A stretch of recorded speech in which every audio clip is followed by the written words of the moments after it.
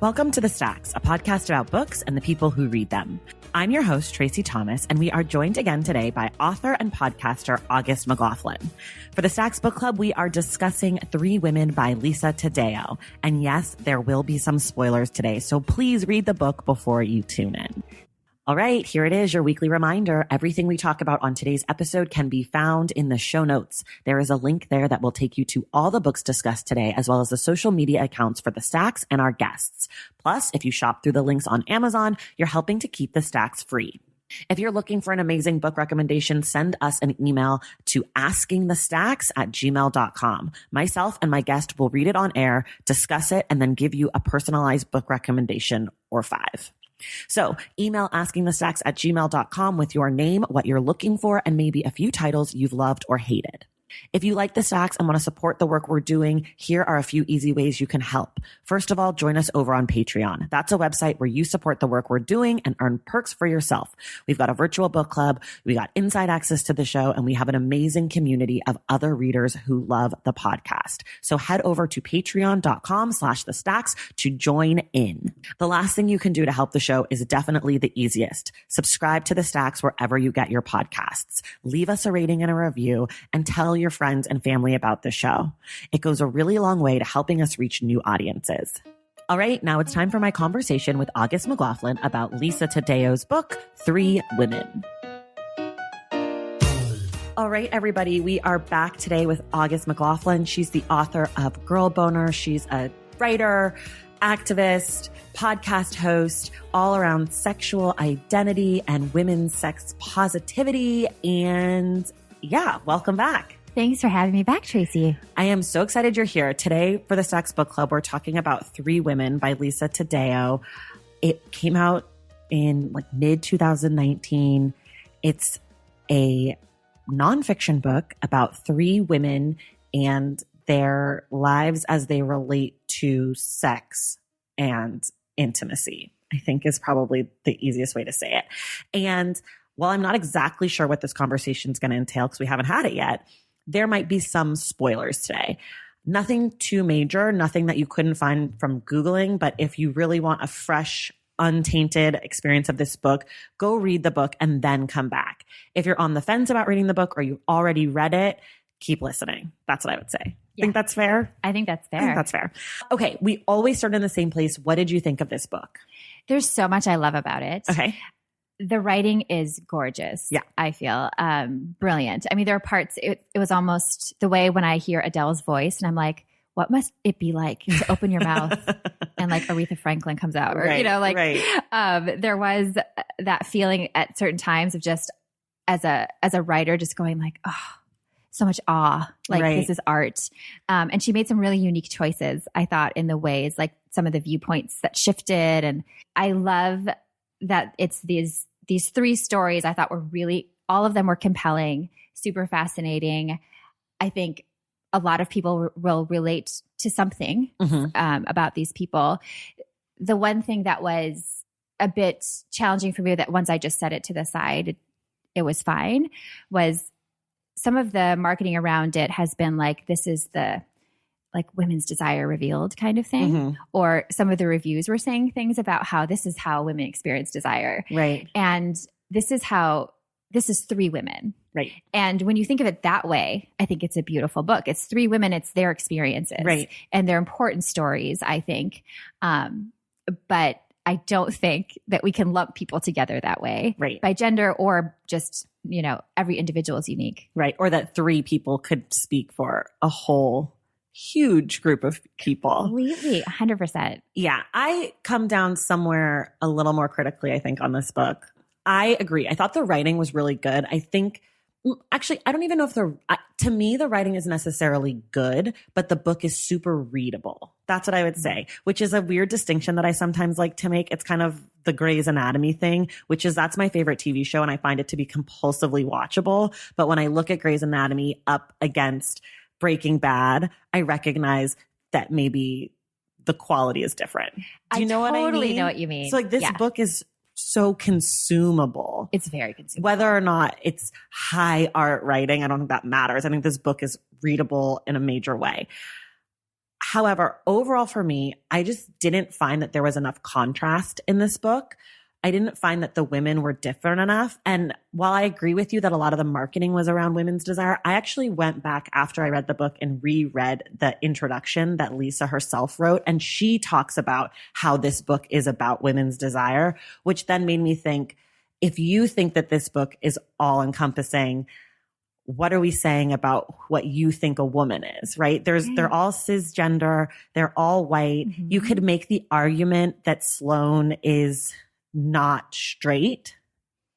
Yeah, given that her she's maybe pansexual or bisexual, but that's not really said expressly. So I had a lot of issue with that. And I also think the other thing that was really, when we'll talk more about all of these things, but one of the things that was really challenging for me is after all the research that Lisa did, which I think she said 8 years or something, I didn't feel like she actually came back as the author and made any points. Do you know what I mean? Like she kind of just was like, I did all this research and this book is about women's desire. And then kind of was like, okay, let me just have these women tell this story. But if you're saying that it's about this bigger thing, what have we actually learned? Like, what did you learn? What do you like? Where's your reflection as our guide into this world? So because I also found the introduction and the conclusion to be quite good, I would have liked to hear from her more. Yeah, I hear what you're saying because the intro and like when I got to the outro, it almost felt out of place at first because we've been away from her for so long. And I felt like it could have been 2 books. Like if you're reading it for the women's stories, then that's one book. Right. And I almost felt like it was trying to be more than that, but it wasn't. She didn't quite turn that corner. And I don't know how you could make these 3 women's stories into like a self-help book, for example, right? Like I almost felt like either the intro or the outro maybe – I liked that she talked about her personal life, but at the same time that it was kind of like presented as research. Right. You do expect it to be more nonfiction traditional. Right. And it almost felt more novel-like, but true stories. Yeah. Yeah. It does feel very, really novel-like. And I have heard a lot of people who don't like nonfiction say how much they liked this book. And I love nonfiction. And so that also is probably part of it for me is I understand. Like I am looking for you to take these 3 women and tell me something if you're presenting it as I hear what you're saying. As a piece of nonfiction versus memoir as told through.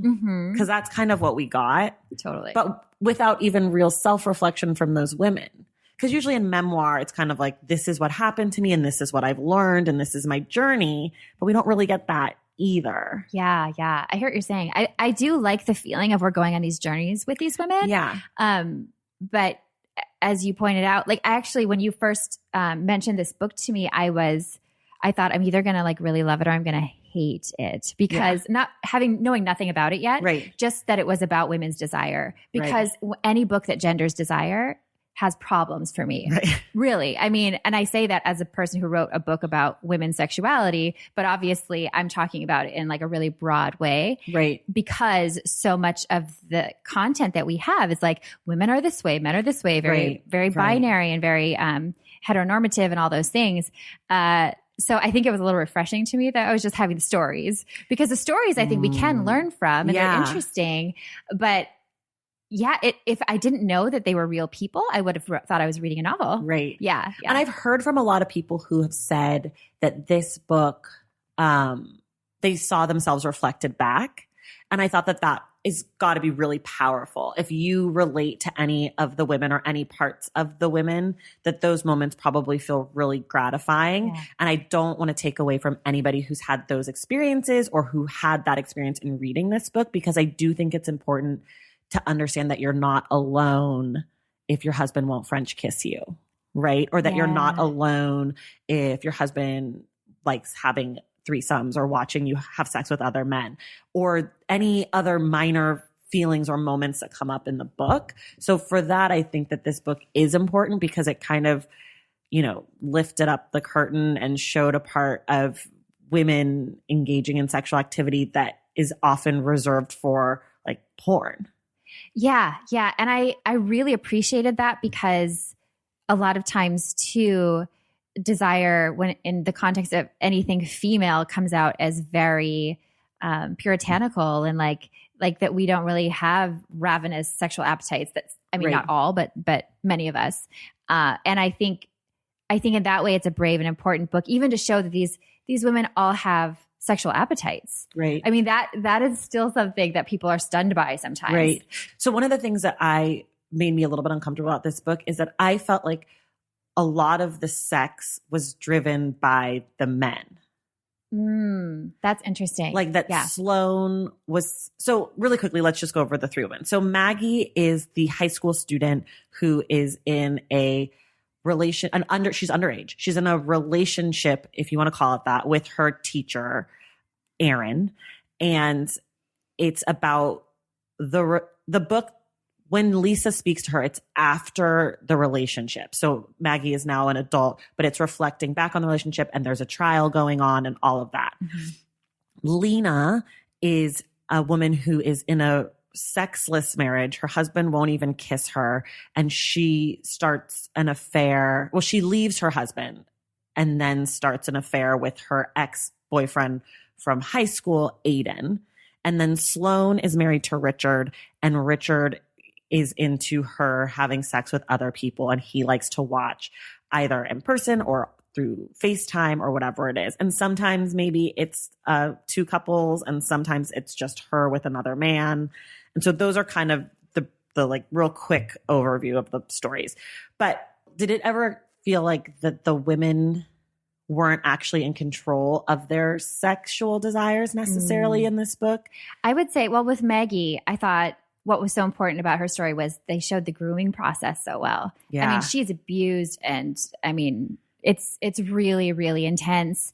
And I felt like we really got to see all the complicated feelings around that when you're a child and something's happening to you. So certainly she had no autonomy at all. I think that Lena, it did become that he definitely was the one who, like, she wanted it all the time. And when he was available to her, then, then she would go running.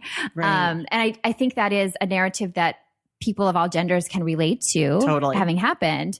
It would have been nice but I'm also like, well, these are true stories. So that's where, like, any time that I felt like, because one thing in Sloane's story, there was one point where I was just like, it was hard for me to believe. And I don't know if I missed something or what, but to me, she seemed really into having, like, I thought she was initiating a lot of this exploratory sex and threesomes and all this different stuff. And then, like, toward the very end, like in her conclusion, all of a sudden it was like she did it for him. And I was like, what? I didn't think that during her stories. I wasn't thinking that. Oh, interesting. It wasn't until she actually said that because, and I don't know if she was admitting it to herself until then or something, but it didn't feel that realistic to me for her to, if that is what happened, for her just to, I don't know if she had a sudden awareness or if I was reading that story as like, I know not a lot, but I know people who very much would relate to her story, but they want that sex and they want to have multiple partners and all that stuff. So I thought it was like a more inclusive tale, also being not just straight, until that point. And I was like, whoa, I didn't understand that, but maybe I missed something. I was not surprised by that at the end, but I don't remember necessarily when I knew that. And it's also possible that I knew that going in. So I might have read a review before. So I had that in my mind. I honestly can't remember. But I feel like the scene where she is watching him have sex with the waitress gal who works with them, and she's like not into it, and she says like a part of her dies or whatever. I felt like maybe that to me felt weird. Was that early? Early. It was like the first time that they had. Oh, she was having all those mixed feelings. Yeah. Like she was into it, but then when she looked at him and he was enjoying himself and with another woman, it really hurt her deeply. I totally hear. Okay. That makes sense to me. Exactly. Especially what you were saying with your feelings around that. I think what I was thinking when I was reading that was, most people, when they're just starting out something like that, it's so different from what we're told is okay. Right. So you're going to have or what you think feelings. It might be. Totally. And that's why a lot of times, in like sex educators and coaches and therapists will say, take a baby step first, because even if it is something you enjoy to be in this like orgy, right, you're not used to seeing your partner with somebody else. So I was reading that as mixed feelings because she was also having a lot of pleasure too. Yeah. Yeah, I don't know. I can't put my finger on exactly which moment in the book, but I definitely had those thoughts of like, this feels like well, also because when she went and had that threesome later on, he was like, I can't believe you didn't call me in. Like, right. When she did one for herself. Yeah. And that was, we didn't get to learn anything about him. There's really. I think that maybe that's part of my issue with the book is that because the men are so important to these relationships, but we don't ever really get to learn about them, even if obviously she's not going to go interview them also, but more about their backstories or more about who they were or where that came from. Or maybe she could have interviewed them and I don't know.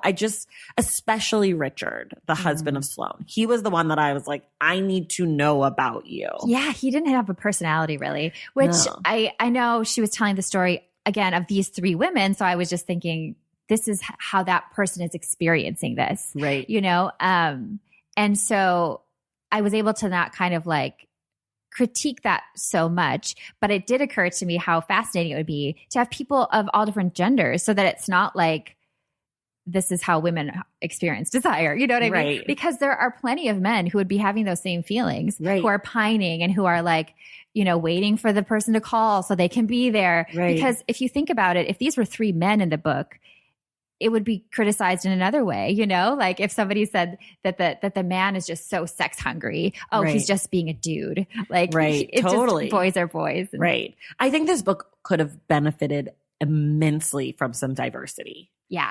From someone who is either genderqueer or queer in their sexuality. I think that would have made a huge difference. I think that someone who wasn't white would have made a huge difference. I actually think that having three people who were all not white probably would have been really powerful and interesting because we so often think of desire through the white lens. Absolutely. Right? That like being a sexy woman is okay if you're Angelina Jolie, but it's not okay if you're Tiffany Haddish, right? Like it's a joke all of a sudden, or it's hypersexualized. Or I would love to have learned something or had a glimpse into an Asian woman, because I know that there's a lot of, you know, stereotypes and things wrapped up into Asian women's sexuality.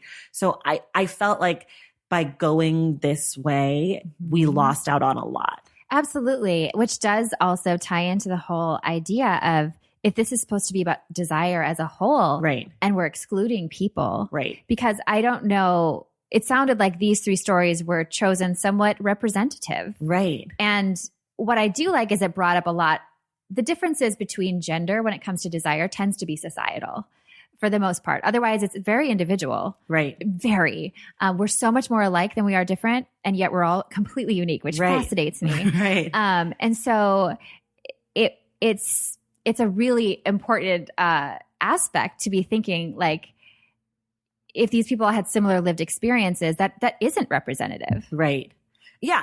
And just in the idea of being cisgender women, that right there is so for the lack of diversity, like do you know what it kind of felt like to me? It felt like maybe she had this idea for this book. She talked to maybe, let's say 10 women. And in the course of the election in 2015, 2016, as she's writing this book, she was like, I'm going to talk about women not in liberal circles. Like I'm going to, you know, like it felt like there was a choice maybe made to be like conservative almost. Yeah. Like, to be like, see Bible Belt. Yeah. Or like that we're not so different. Like women in other places are having relationships with their teachers, you know, like that maybe there was some attempt at something like that, but it's not representative if the majority of the identity politics line up for all three people. Right. And I mean, you only have three people also. It's not like you have a huge swath. So completely. If you're going to do that, you've really got to make a choice. Like, I would have loved to see someone who was, you know, living below the poverty line, or someone who was, you know, we talked about race or, you know, like there's just so many things. And why not do a super rich, you know, Latina woman in San Francisco. Yes. And put that against Maggie. Completely. Like, because what things can we draw from those two stories? Yeah. You know? And in that way, it would have been fascinating to have a book of more like essays, maybe 50 women from across the country, all different socioeconomic levels, all different races, all different gender identities, orientations. Like that would have been more interesting, because then also you see the thing that we need to learn about desire is that it is this beautiful, like, it's not even a spectrum. It's like this swirl of color. Right. And everyone is so different. It's very fluid. So that piece is very much missing. Right. So it only was enjoyable to me when I think about it as I'm going through journeys with these women. Yeah. And Sloane's was not as compelling to me as the others. Interesting. Did you find that one struck you more? I preferred Maggie and Sloane to Lena. Okay. Lena kind of irritated me because I didn't like Aiden. I felt like Aiden was fucking with her in a way that was mean. So I just wanted to be like, Lena, girl, he's just not that into you. Like, go find another dick. Like, you can do it. You can do it, Lena. Oh, you know, like, and so I just, in the beginning, I was rooting for her. But by the end, I was like, girl, no, the cigarettes, like the car, just come on, honey. No. Yeah, he's like, not into you. Yeah. He was, that was a really interesting, her storyline was fascinating to me, in that it really seemed clear that she was missing affection, and she was missing sex and intimacy. She didn't actually love this guy. She didn't know this guy. Right. And he just wanted the sex, and she just wanted the sex. Right. But because women are taught that if you want sex, you have to want a marriage with the person. Right. Like, at least she probably learned that, just given her personality and the things that were happening. I wish that there were scenes of her talking to a therapist, you know, like that would have been fascinating to see, like, the layers. And because then it's more nonfiction too, to go, where did you learn this? Like, what is it that gives you the impression that you're going to have a life with this man who you only knew as a teenager? Right. And now you love the sex, and that's great. I will say though, this was one of the scenes that made me cry. She had period sex, and she was talking about her chronic pain. And I thought it was a really beautiful, because this was towards the beginning too. We didn't know how into it he was. But it was so important, I thought, in that we don't have any depictions of these really common conditions. Right. You know, all of it, that there's period blood.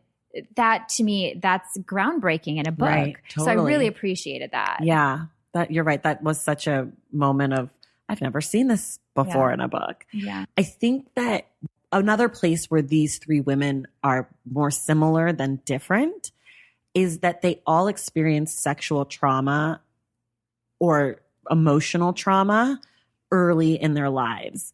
And I think that is very common.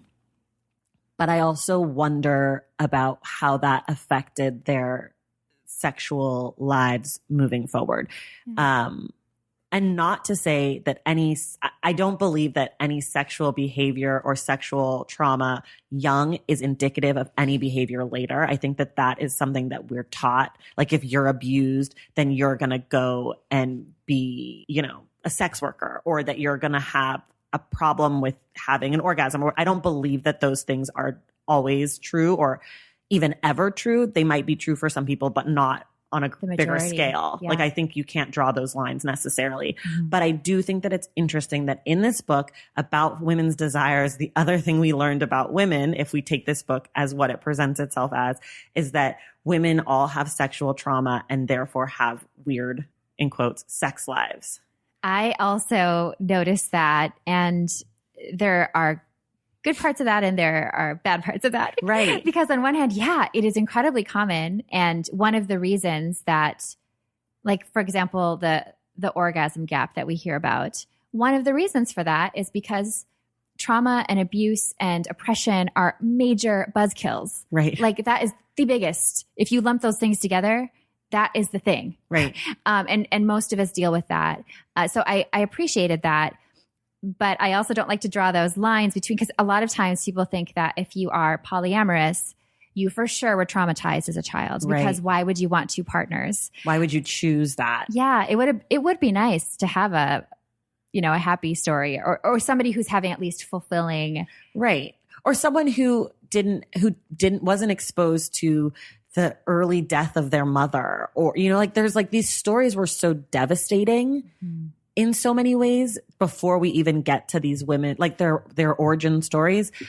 like Maggie and the guy in Hawaii. And like, it's like, Maggie's how many story times does Maggie have to be raped for us to, like, it's like, I don't know that Maggie's story needed two other stories that were so like, or because also Lena was raped. She was like gang raped. Yes. Like, it's like, I don't know that. And her brother like asked to have sex with her once. Yeah.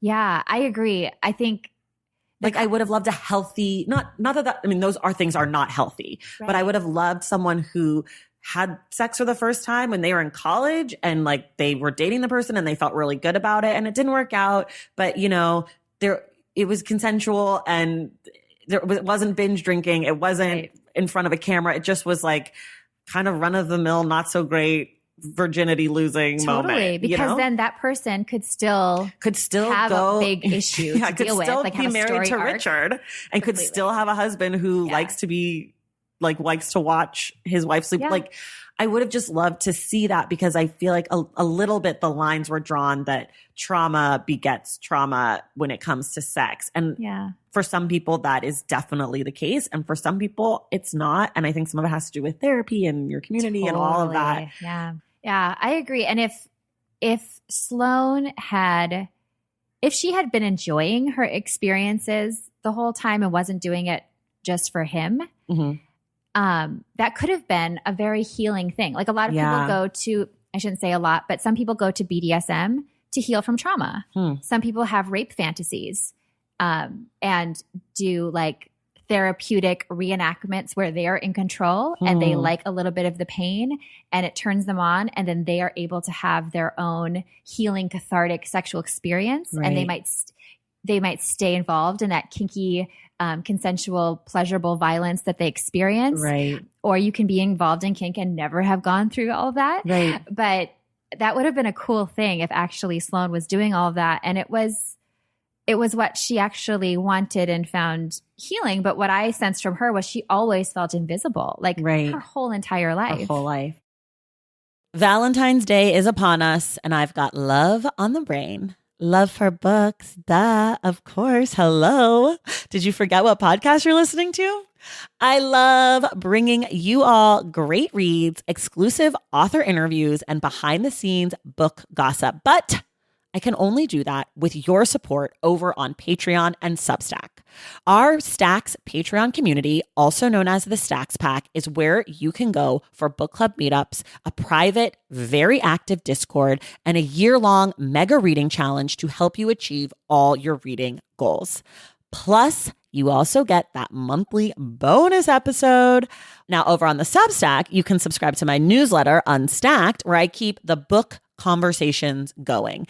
I also give you a healthy dose of sports and pop culture, definitely some hot takes happening over there. And again, that bonus episode. If you don't have a few dollars to spare, don't worry. There are free options on the Substack and the Patreon to get you a little extra Stacks magic. Making this podcast is a total team effort, and by supporting my Patreon and my Substack, you allow me to support my amazing team that makes the show possible every single week. So if you or your friends are looking to meet other book lovers and support this indie podcast, come hang out with me on Patreon, Substack, or both. I would love to have you. And since we're talking about love, you can gift subscriptions to the Patreon and the Substack for that special reader in your life.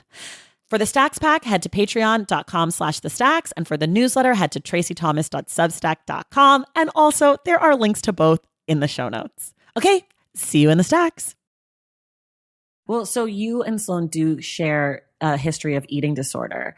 And you talk a lot about it in your book. I think that section is really interesting and powerful. And I had never, ever in my 33 years of life heard someone expressly say that there's a connection between eating disorders and sexuality, not for everyone, but that can be there. So I'm just, I would love for you just kind of to talk about that a little bit from your experience. Yeah, I didn't realize how connected those things were for me until I was in that college class that I had talked about, where I had this awakening where I realized I hadn't been talking about sex and I started this exploration.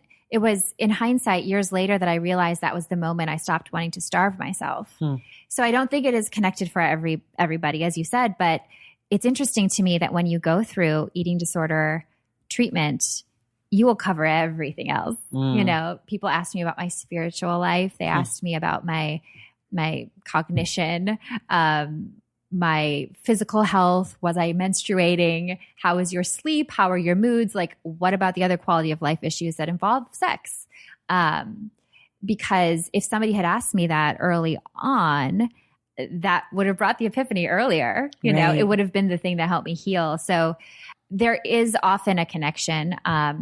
Sometimes if you've been through like sexual trauma, that will that will manifest into eating disorders for quite a few people. So yeah, it definitely can be connected. And it was interesting because in Sloane's story, I thought I might relate to her more because of that. Because a lot of times when I meet someone who's had an eating disorder, there's like a kindred thing because you kind of understand something about each other that even though I consider myself past tense healed for years, I still understand like the hypersensitivity of someone and you have a strong will and but not everyone is that way. And she's not, which is an important thing because not everybody with an eating disorder is like super determined, you know, has like control issues, whatever.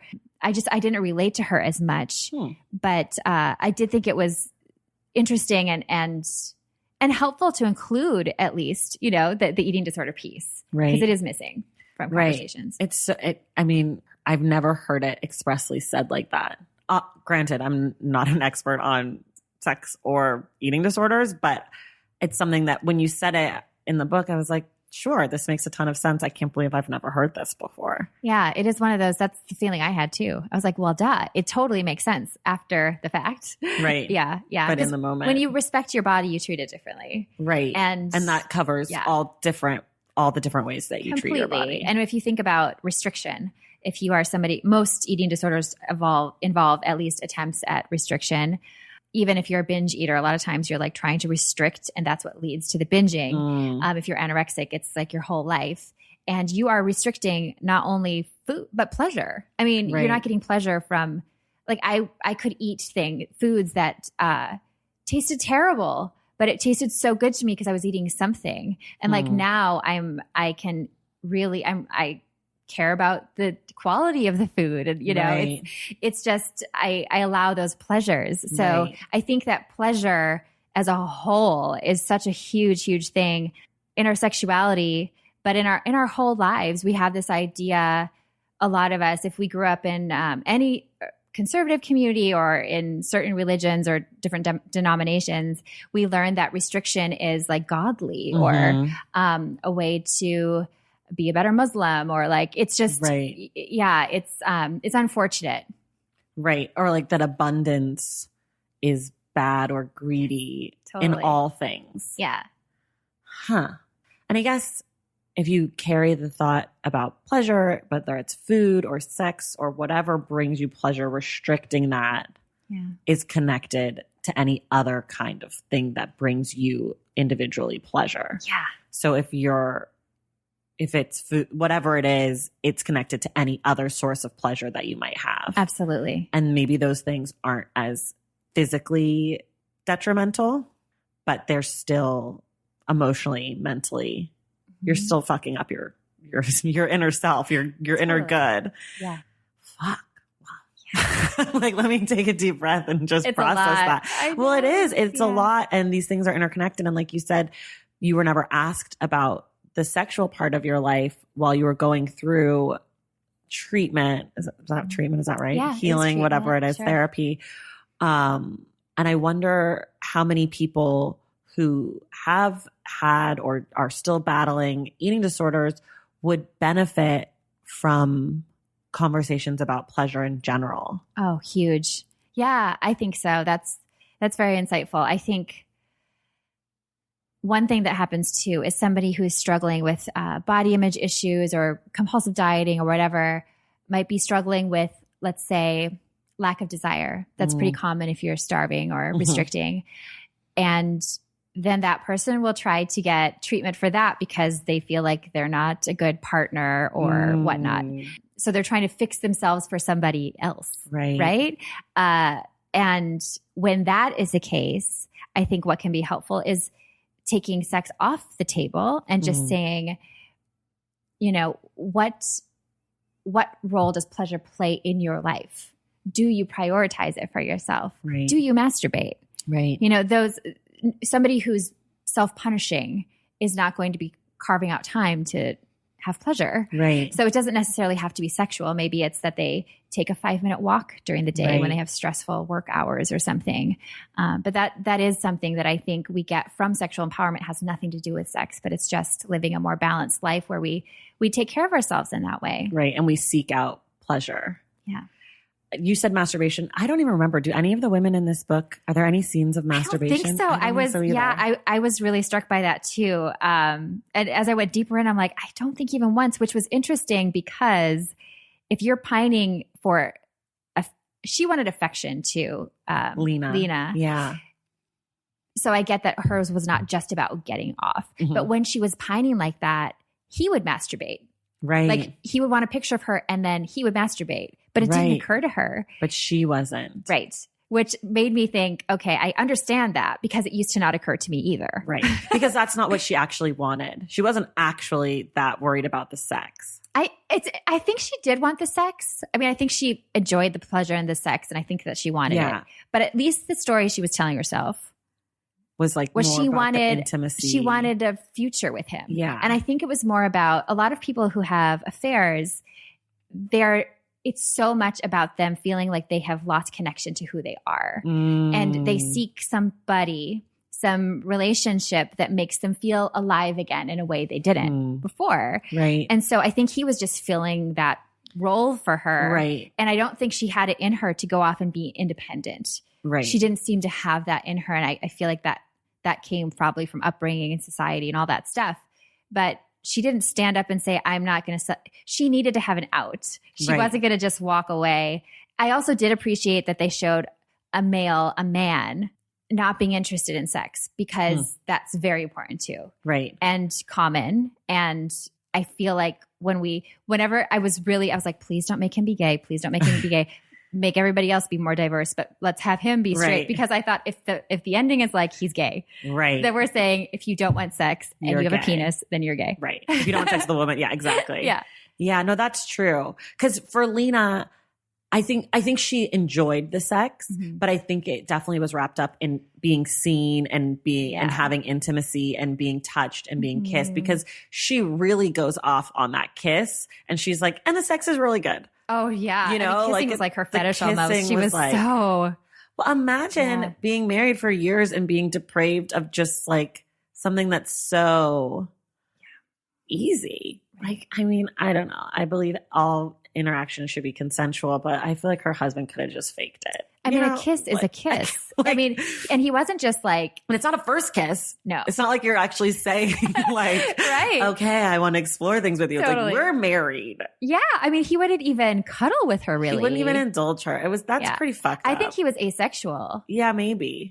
Which again, since it's hard to like, without the stories, we don't know. Yeah. That would have been fascinating though. That would have been great. Yeah. And it would have been another diverse experience, like, something to look into. But what we're left with is he's an asshole and he's just being mean to her for no reason. He's very one-dimensional. Yeah, because I feel like when you're in a marriage, even, I mean, I'm in a happy marriage, but even when I'm not super into my husband for whatever reason, I'll still do things that I know that he likes just because I'm like, it's easier just to do this nice thing. And whether that's doing the dishes, you know, it doesn't have to be kissing or whatever. I'm not convinced my husband's super into French kissing, but but it could be whatever. And you just do it because you recognize that this other person has things that you could make their life a little bit better. And for this husband, aside from perhaps being asexual, which is never said, he's just being an asshole. Yeah, he's not being kind to her. Just give her a hug, like this poor woman. Yes, absolutely. I agree. He came across as very arrogant. And then her girl group was like, why are you bugging him about that? Remember? And it's like, what kind of girl group is this? Right. I hate these women. I know. It's really, that was really unfortunate. It made me feel like, you know, you were in the middle of this tiny little town in the middle of Iowa, you know, or something. Right. Like you it just feel she just was so alone. So alone. Yeah. Which is hard. I'm glad you mentioned the doing the dishes, because that was Sloane's fantasy. That was when I was just like, wait a minute.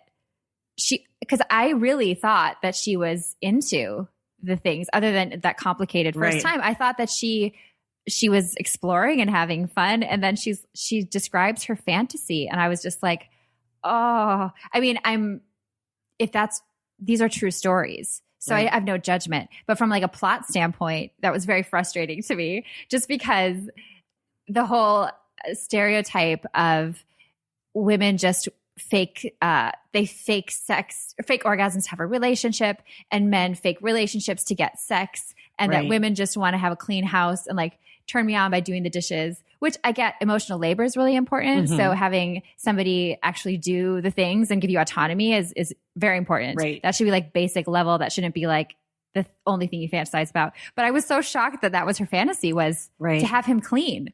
Right. Do you think that some of that also comes from the idea that we're trained so early on from society to want certain things that we lack the imagination to even have fantasies that are outside of these things? Probably. Yeah, very well said, because I feel that a lot of women don't learn that they don't have permission to fantasize. Right. You know, like I remember the first time I let myself fantasize. I was already living in New York, and I was working as a model, and I had a boyfriend back at home, and it was an Ally McBeal episode that was on. I don't know if you ever saw that. It's before your time, I think, but it was. I know Ally McBeal, Callista Flockhart. Yes, Callista Flockhart. I'm slightly older than you think. But I just remember having this, like, my boyfriend and I were like on a break, and I gave myself permission. I couldn't stop thinking about this scene in the car wash where like she has sex with a stranger, and all of my roommates we all stopped. We were all like staring at it. And like, I was kind of like drooling on the inside of my mouth all week, because I never let myself do that. Right. And I didn't even know that I absorbed that message. Right. So some people still have that in them. I think it's still pretty common that, they lack the imagination, because you're like, you're supposed to want X, Y, and Z. Right. And if the thing that you're supposed to want is a clean house, the only way you can fantasize is within that restriction or something. Yeah. And so that's what it is. Not that that's not a valid fantasy, but just that we're probably all more restricted in our fantasy lives than maybe we want to admit. Yeah. Because of outside influence. Probably. And there's shame around fantasies too, which is fantasizing. If we allow it, then it's just like not a big deal part of our lives. If we try to repress it, then they can fester. And that's where like a fetish will turn into an obsession. Right. You know, Dr. Megan Fleming, who answers questions on my podcast, I love how she talks about fantasies. She said, people, you might fantasize about robbing a bank because you want money. Right. You're not going to do it. Like, and so she always says, like, allow yourself to have the not clean, perfect, quote unquote, fantasies. Well, right. And we understand non-sexual fantasies for what they are. Like, I won't say who I had this conversation with, because they might get mad at me. I don't think they'll care, but we're talking about being in the kitchen. And do you ever just fantasize that you're going to just stab your own hand, or that like someone's going to walk in the kitchen and you're going to turn around and you're going to stab them? And like, it comes not from a place of wanting to kill anyone or self-mutilate, but that conversation around knives in the kitchen is such a throwaway conversation that I've had with this person many times, weirdly. But it's never felt taboo. Yes, that's such a good point. Aside from right now sharing it with everyone else in the world who's like, Tracy's a murderer. No, but you know, you have this knife, or like, what would I do if I cut my finger off right now chopping these onions? Oh, completely. And that is a form of fantasy. Yep. But there's no one's calling the police on me. No one's saying that I'm bad for having this thought. But when it comes to sexual fantasy, it's like you can't even say it out loud. That's such a good point. Because people will think that you're weird or gross or dirty, or in your world, not a good girl. Yes. Yeah. That is such an excellent point. You're so right. I mean, every writer, we walk around with the what if questions. Right. I mean, it's creativity. Right. And our creativity and our sexuality are very innate. and interwoven too. I also think in America we have a weird problem with imagination. I don't know where that comes from. Do you think we always have, or you think it has to do with like that we've become so always on video games and our internet and laptops and... Well, maybe, but those people who make those things are creative and imaginative. Yeah. I don't know. We do have video games and things like that for kids, but I feel like at a certain point we are you grow up, you go out of imagination. Yeah, that's true. Or like weird. We stop think playing. Things are weird. Yeah, we stop playing. That's totally right on. That totally ties into pleasure. It's like, why do something just for fun? Right. Right. Why try this thing if you don't already know? Unless you're going to get paid for it or it's part of your goal or like. Right. Yeah. Totally. And I've always been more on the, well, I used to be really weird, creative, like kid performance. And as I got older, moved away from that because I think we're taught not to do that kind of stuff, which is why some of my favorite people are people that I'm like, that's a fucking weirdo. I love that person. Like, to me, being weird is awesome. I don't necessarily think that it's a pejorative, though I know people hear it that way. But I think that weird is like how nerd has been reclaimed. Yeah. To me, weird and nerd are kind of in that same world where it used to be kind of rude to say, but I'm like, oh my God, you're a weirder. I love you. Yeah. Like, that woman's outfit is so weird. I'm dying. I wish I could dress like that, you know? Totally. But I don't know why we are, I don't know about imagination. I have to think about it more. But there is something weird about something wrong with imagination in society in general. Yeah, I agree with you there. I don't like it. I'm going to think about imagination. I'm going to come back to this, I'm sure. I wanted to ask you, because you're an author and your book was marketed, I'm sure. Who do we think is responsible for this kind of bizarre marketing on this book? Do we think that that comes from the publisher? Do we think that that comes from the author? Because it is in her introduction, that whole, this is a book about women's desire. But I wonder, because it also is very much, it's on the, you know, in the jacket cover. I've heard it when I've seen her on publications and on TV talking about being asked about that as like a talking point. So I'm just curious, like, and maybe not that it's blame, but maybe the responsibility falls on multiple things. But if you could speak to kind of that process at all. I would say it's probably layered. Yeah. I kind of felt in the intro, because the last line of her intro, I think, says something like, this is a story of 3 women. And I remember getting to that line and feeling a little relieved. Yeah. So I don't know if that was, she wrote the 3 stories and then, because she couldn't write the intro until after she wrote the stories. Right? She's talking about the stories and her research. So I know for sure she had input. I don't know how much. And every publisher is different. She obviously has a very large publisher. Sometimes you have less say depending on, you know, where you are and kind of the hierarchy of things. I'm curious though, in the interviews, did she say? No. She didn't say. No. Yeah.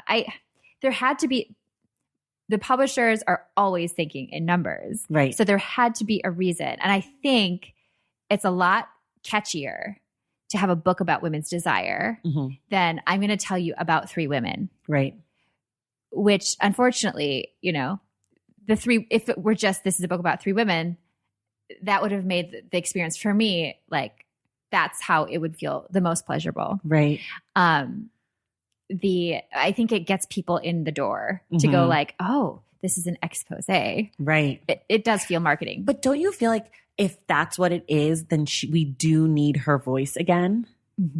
Like, it's almost like even the publisher, the marketers also wanted her to come back and tell us what we've learned. You know, like, it's like, I feel like everything about this book could have been enhanced if she came back and said, and this is what I learned from this. Like, because, do you see X, Y, and Z? Because there were only a few. The epilogue was super interesting because it goes in and out of her own story. And then she goes into the other characters again, which was really unique. And I wanted to ask her questions about, like, why did you make this choice? That's so interesting to me. I mean, it worked. It just felt a little like, I've never seen that before. And it was just interesting and unique. But there are a few times where she'll say something like, in the epilogue, she says, even when women are being heard, it is often only the right types of women who are actively heard. White ones, rich ones, pretty ones, young ones. So, but that's your book. Right. Exactly. Like, that's who's in your book. Right. Yeah. So I don't know if maybe sometimes people get the ARCs, the advanced read copies, and then things change. So somebody might have said something about the diversity, right? You know, who knows? Like there are some little takeaways that she mentions, but yeah, if it was going to be just about like, if the focus is women's desire, because there's something it just, for me at least, feels very violating when you think a book is going to be something. Like if it's marketed, there was a book I read that was marketed as a bit of a thriller. It was a memoir, but a bit of a thriller with centering around like one specific plot. And that plot turned out to be like a little 10% of it. And it was just like a standard memoir that was like whole life story biography. And it made me very upset. So this has happened to me before on memoir. It happens a lot in memoir. Interesting. I hate it. I wonder if that is the marketing. Yeah. I think we would be totally irresponsible if we didn't just talk quickly about Maggie. Yes. Because I feel like Maggie is presented to be in a relationship and Maggie is not in a relationship. Maggie is being abused by her teacher as an underage child. And she's sexually assaulted and raped. I mean, I guess there's technical terms for rape versus colloquial terms. But in the colloquial sense, because I guess there's no penis into any body part. She didn't have like vaginal intercourse forced on her. But he manually.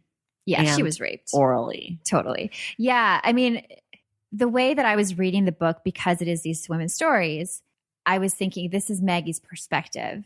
So that's why the grooming felt so powerful to me, that she feels so, he gets her to believe that it's a relationship. He gets her to be obsessed with him because these are her formative years. Like her first major sexual experiences are rape. She doesn't know it's rape, but it feels good. And so she, I do wish, because it does get to a point where she finally, through other people's eyes, discovers, oh, that's what that was. Even then, though, I mean, it was not enough. I wish there'd been more of that. Yeah. Do we, in your work, in your years of doing this, because I feel like you have a better sense, is it even considered desire if it's through grooming and through abuse? What an excellent question. I mean, desire is, I mean, you can feel hungry because somebody put a bunch of, food in front of your face. Like you can have reactions. So like, for example, having an orgasm or feeling physically aroused, all of that happens very often in abusive relationships. So I think she's experiencing desire, but she doesn't realize that because he's such a massive, like very skilled manipulator. I mean, just like sociopathic, basically. Yeah. I would say she was feeling desire, but she was absolutely being abused the entire time. That you can feel a physical thing without actually it being authentically, like that you can be manipulated into feeling something physical without having the true desire mental part of it was not necessarily connected to the physical pleasure of it or vice versa. That's a hard one to answer, I think. But because I think he got her to be very emotionally into him. And he got her to be very physically into him. But not through truthful, open ways, I guess is what I mean. Totally. Like I was thinking about, like you're saying, you can be in an abusive relationship and have a real orgasm. Like that those two things, what you physically feel isn't necessarily tied to the emotional part of it. Because then when you go have therapy or you go to talk to someone about that abusive relationship and the pleasure of the sex and the abuse of the relationship aren't mutually exclusive, which I think is what makes it hard. Absolutely. If you could separate these things totally. It's so easy. It would be so easy. I mean, relatively. Like it's much easier to separate then. Because one of the reasons that it's hard for survivors to speak up is like they feel so complicated emotions about all this. Because they feel like I enjoyed this. So it wasn't all bad or something along those lines. Or I asked for this. I wanted this thing. And I do think of all of the things in this book that I had issue with, I think that I felt like it was irresponsible the way that Maggie was presented. I felt like the author had an obligation to come in and say clearly to us, I, as a responsible adult telling this story, recognize this as rape, assault, whatever, because, and this would be probably the only spoiler on the episode. So if you haven't read the book, 30 seconds, fast forward, because the judge and jury then say that it wasn't. Mm-hmm. If the judge and jury had said that it was assault and that the teacher was at fault and had done something wrong, I don't think that the author would have to say it. But I kind of feel like the author has to say to us, she was only 17 years old. She was only a girl. She was manipulated and she was put in a situation that was unfair and unsafe for her. That is. Do you know what I mean? I completely hear what you're saying. Yes, absolutely. I liked that they did have the parents believing her, and the parents, and then the mom finds more handwriting samples. Right. So she finds more proof and evidence. Right. So like, there's no question. At least there was never a question for me. Like we're in Maggie's head. Right. Right. So this is Maggie's story. I would believe her anyway. Like this is, to me, it's very obvious that this is abuse. Right.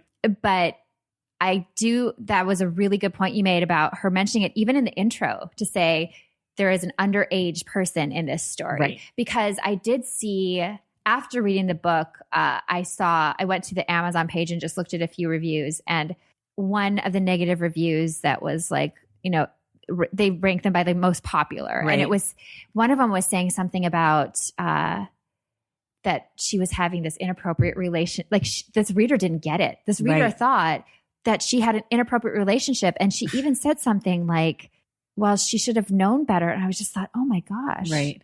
I mean, also, like, if I want to be really nitpicky, and I don't know that I do, but I do think it's worth just throwing out there. If this book is about women's desires, how is an underage girl in this book? Like, she's a girl. Yeah. We sexualize. Does she even turn? I mean, by the time Lisa Taddeo gets to this, like by the time we get to the trial and stuff, she's an adult. She's an adult, but no, he's waiting for her to turn 18. Remember? That's right. And before then they will and then take it further. He has the birthday, and the wife finds out. That's right. Yeah. I guess she was probably thinking she met Maggie as an adult because she's a real person, right? So she's telling her story.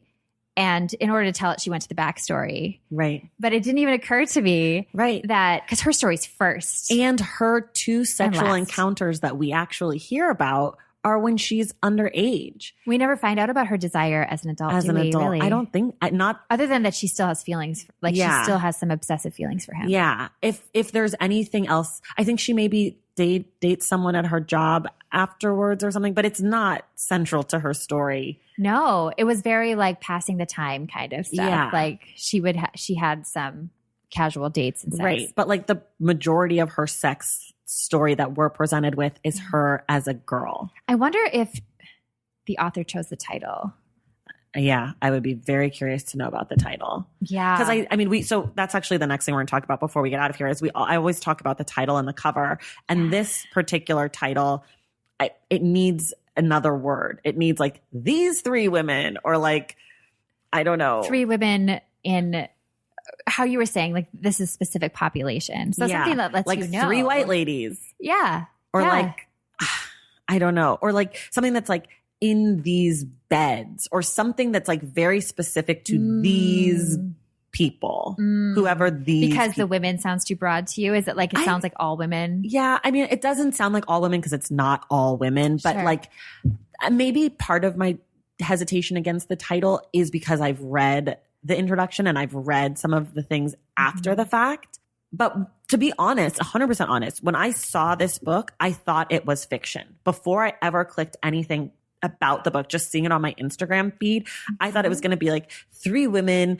Like I thought it was going to be like Sex in the City. That's what I thought. Yeah, because there's no subtitle, and nonfiction usually has a subtitle that tells you what you're going to learn. There's no subtitle, and it's like the white with the black and it's a little bit of red, and it just felt very like one of my least favorite terms ever. It feels very women's fiction on the outside to me. The packaging. Yeah, I think I would have thought this was fiction too. 100%. Sure. It doesn't say a novel, but it also doesn't say three women, the story of three women's sexual desire in America in 2019. Totally. There's just fine print at the top in Elizabeth Gilbert's blurb that says it's nonfiction. Right. But then on the back, the blurbs, like this is the one that when I first saw, I was like, uh-oh. Because it just says New York. And I don't know who said this. Oh, I have different blurbs. Oh, interesting. Oh, you do? Because you have the sticker, the New York Times bestseller sticker. Oh, okay. I have the original, I got this before it came out. Does that say Esther Perel? Yep. It also has Dave Eggers, which I find to be very weird. Oh, that is weird. Do you have this one from New York? The most in-depth look at the female sex drive and all its accompanying social, emotional, reproductive, and anthropological implications. It's been published. No, but if I had that, I probably would burn this book. I mean, not actually, but if I had that, I'd probably burn the jacket. Yeah. That's crazy to me. Yeah, that doesn't, and especially knowing what's in this book. One person's opinion, that's fine, but like to put on the cover. And I don't think New York. That Lisa Taddeo had. No, she doesn't have anything to do with it. All of New York. Yes. All of New York thinks that this book is all encompassing of all women everywhere, period. What does Esther Perel say? Because she's an incredible sex therapist. Like she's one of the best. She's one of the leaders. Mm-hmm. She says Three Women offers a fascinating excavation of the intricacies of love and desire, where they conspire and where they conflict. Read this book. You'll forever rethink the erotics of women. I just think all of this of women. That's what bothers me. That's what bothers me. Yeah. If it was, I like Gwyneth Paltrow's blurb. I couldn't put it down. Yeah, great. That feels real to me. But yes, this like of women, this book is not my experience, and I'm a woman. Right. So there we go. It's already a lie. Do you know what I mean? Like you can so quickly go in and say, this isn't totally women because it's not my experience and I identify as a woman. So therefore, and that's like a really not thoughtful way of having that conversation, but it's very quick and easy. Totally. Yeah. Yeah. Maggie's story felt like it was reading like a thriller to me. Yeah. It had suspense to it. Yeah, totally. And like bite. And it's, to me, it was really, like, I know people because I talked to, hundreds and hundreds of women about sexuality. I know people who would relate to so many parts of all these different things. Mm-hmm. Like I can think of people. So I appreciate it for that. Right. I just wish it was presented more as what that is. Right. Yeah. Yeah. I don't know how you title the book differently to make it more clear. Maybe it is just the matter of having a subtitle to say what the book is supposed to be. Yeah. Though I don't know that I would trust the subtitle of this book because I think it would say something about the inner workings of women's sexual desires or something. But at least there would maybe be a space to be like three women, the story of three women and what that teaches us about sex in America, you know? And even still that's too all-encompassing. You have to choose a geographical location. Right. Like something to make it like. Well, two of them are in the middle of America and then Sloane is like. One's in North Dakota. Yeah. I think Maggie's North Dakota. Sloane is not Martha's Vineyard, but she's Cape Cod or something like that. Yeah. Somewhere out northeast. Yeah. I don't know. Yeah. I just wish. I know they changed some locations. Like she said she changed details. Oh, right. That's right. But I don't know what details, but names and locations. The two other women's names are not their names, but Maggie is Maggie and Aaron is that. Aaron. Yeah, because it's in the public discourse. So if you Google Maggie, three women, you can find all the court stuff. Yeah, which I've done. Wow. I will do that. I did a little bit of it. Okay, I think we should get out of here. I feel like we've covered most of the bases, though I could talk about this book more and more. It's one of those books that I didn't necessarily...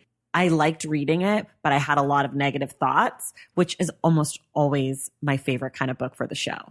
Oh, interesting. There's a lot to talk about. Yeah, if you like everything and think it's great and 100%, it's like, okay, 5 minutes later, next. Like, I think that there's just so much to discuss in this book. Yeah, it's thought-provoking and it makes you want to have discussions, which is good. Right, exactly. And I think there's a lot to discuss. And I also am so glad you were here and you were the guest because I think that you have such insight into sex and desire and women and people who identify as women and people who have identified as women in the past. And I just think that it was a good match. So thank you so much for being here, August. Thank you. And thank you for suggesting this book. I'm really glad I read it. Oh, good. And I love your show. And this was just a really fun conversation. Yay. I love it. And everybody else, we will see you in the stacks. Thank you so much for listening, and thank you to August for being our guest. I'd also like to say a thank you to the folks over at Avid Reader for sending us a copy of 3 Women.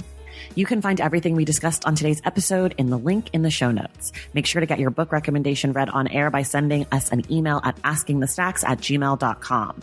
For more from The Stacks, please follow us on social media at The Stacks Pod on Instagram and at The Stacks Pod _ on Twitter, and check out our website, thestackspodcast.com. To join the Stacks Pack and get inside access to this show, head to patreon.com/thestacks. Make sure you are subscribed to this show wherever you get your podcasts. And if you're listening through Apple Podcasts, please take a moment to rate and review the show. Our graphic designer is Robin McCrite, and our theme music is from Tagirigis. This show was created and produced by me, Tracy Thomas.